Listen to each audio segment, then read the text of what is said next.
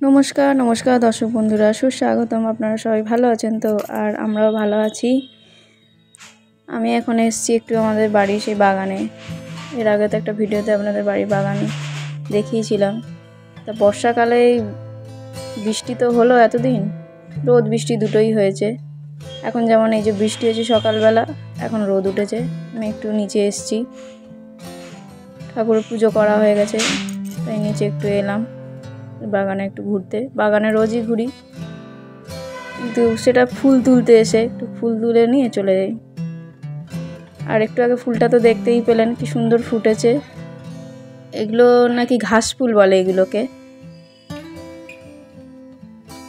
আপনাদের উপর থেকে গাছগুলো দেখাই, এখন নিচে থেকে দেখুন কিরম লাগছে। এ দেখুন জবা ফুল আরও অনেক ফুটেছিল, তো সেগুলো ঠাকুর পুজোর জন্য তুলে নেওয়া হয়েছে।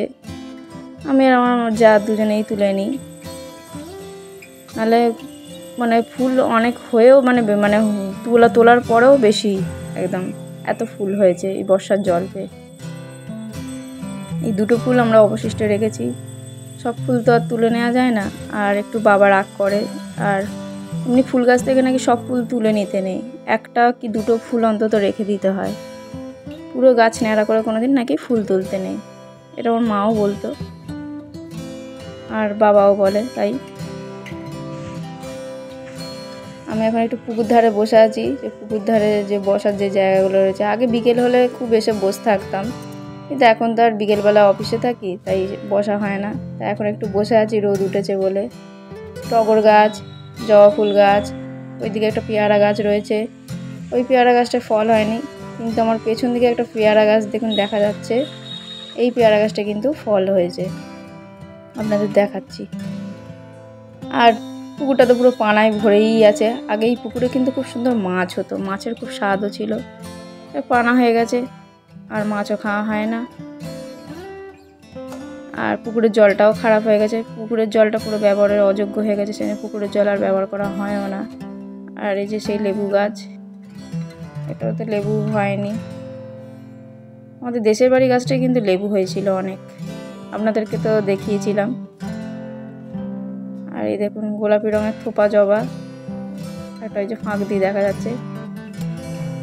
এই বাগানটার মধ্যে ঘুরতে ঘুরতে যেন মনে হচ্ছে আমি যেন ছোটোখাটো একটা অরণ্যে চলে এসেছি, যেন ছোটোখাটো একটা সেই বন জঙ্গলের মধ্যে যেন চলে এসেছি। খুব ভালো লাগছে। যাক, আমার শ্বশুরবাড়িতে এই গাছপালাগুলো আছে বলে তবু গাছপালার দিকে তাকিয়ে মনটা ভালো হয়ে যায়, আর চোখেরও বারবারই বলছি চোখেরও রেস্ট হয়ে যায়।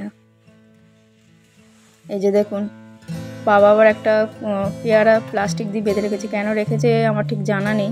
আর ওইদিকে দেখুন একটা পেয়ারা হয়েছে, দেখতেই পাচ্ছেন।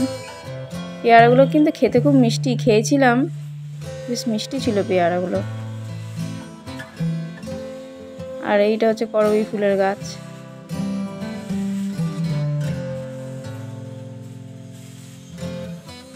আপনাদের অনেকেরই দাদা দিদিদের ভিডিওতে দেখি, তারা কি সুন্দর তাদের বাড়িতে কি সুন্দর ফুল ফুটে থাকে, গাছপালায় কারো ফলের গাছও আছে, খুব ভালো লাগে দেখতে।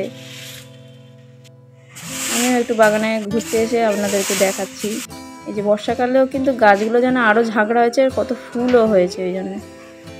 আর সেই এই গাছটাকে দেখে মনে পড়ছে অপরাজিতা ফুল গাছ, সেই বুলবুলি পাখির বাসা হয়েছিল। এখনও দেখুন বাসাটা কিন্তু যে ভেতরে রয়েছে।